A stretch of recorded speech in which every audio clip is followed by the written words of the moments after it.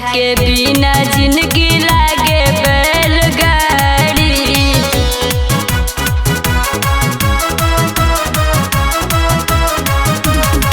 शिक्षा उ दूध ह जे पीहू दहाड़ी।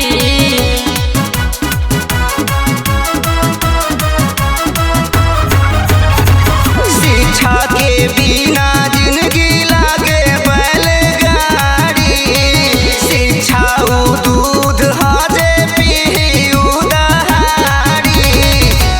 शिक्षे से संभव सबके विकास हो, शिक्षे से अनुराग के मिले प्रकाश हो। भला चाहतानी भलाई कर दो, भला चाहतानी भलाई कर दो। इनके भेजो स्कूले, इनके भेजो स्कूले पढ़ाई कर दो। इनके भेजो स्कूले पढ़ाई कर दो। इनके भेजो स्कूले।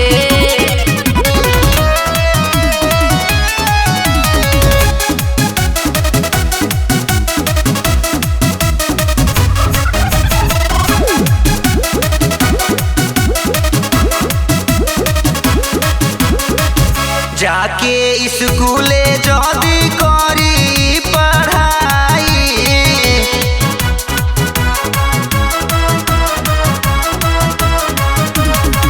घरवा चलावे में फिर हाथ के बटाई।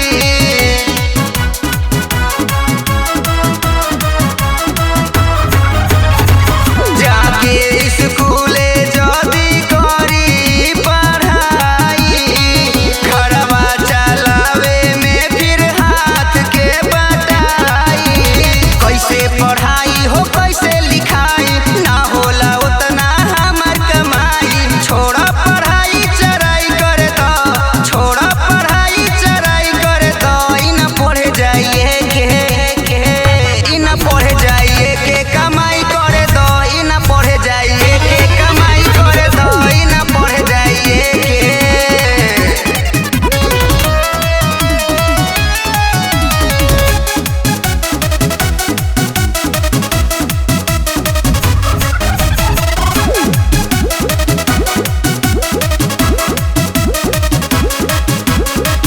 चिंता न करो भैया सोचो पैया।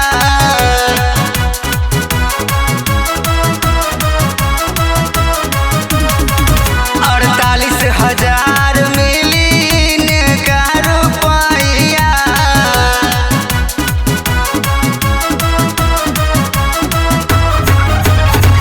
चिंता न करो भैया सोचो पैया। 48,000 मिलीन का रुपया। अपने ही दम से लिहो शिक्षा दीक्षा। 8 में NMS के दीहो परीक्षा। छोड़ो लड़ाई चढ़ाई करे दो, छोड़ो लड़ाई चढ़ाई करे दो। इनके भेजो स्कूले, इनके भेजो स्कूले पढ़ाई करे दो। इनके भेजो स्कूले पढ़ाई करे दो। इनके भेजो स्कूले। अरे तो खाली हवा हवाई बातें हुई कि कोनो जना कमैलहु बड़लो। तनी बताओ तो कि पढ़ के पढ़ाइए पीरियड में के कमैले बा। तो लो है सुना बताओ तनी कि 8 में पढ़ के कमैले बा। सालू कमैली हो अर्जुन कमैलन। अर्जुन कमैलन हो, अर्जुन कमैलन। आदित्य कमैलन हो, गुडू कमैलन। गुडू कमैलन हो, गुडू कमैलन। अरे जा मत और 4 गो बा नाम सुना सुना सुना सुना। अर्चना कमैली हो, रवि कमैलन। रवि कमैलन हो, रवि कमैलन।